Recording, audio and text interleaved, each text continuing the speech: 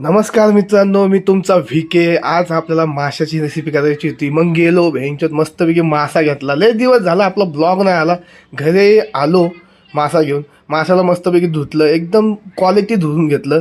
मग त्यानंतर आपला माया मसाला घेतला, हे बाकीचं झाटोपट टाकली, त्याच्यामध्ये आपले मसाले फिसाले हे सगळ्या गोष्टी फेकल्यानंतर आहे ना, त्याला मस्तपैकी नाही हे सगळ्या गोष्टींनी कवर करून घ्यायला लागतं भावांनो. कवर करताना त्यामध्ये लिंबू पण टाकायचं, एकदम क्वालिटी सीन होऊन जातो.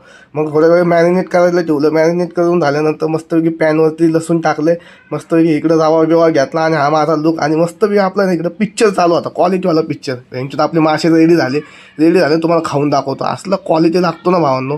त्याच्यासोबत आहे ना लिंबू मीठ लावलेला आहे ना कांदा खायचा. हा काय ह्यांच्यात काय चव लागते ना त्याची क्वालिटी. आणि हा मासा असला क्वालिटी झाला. रहू आता आपला आपण रहूच खातो, पण एकदम क्वालिटी चव, एकदम क्वालिटी. चला लाईक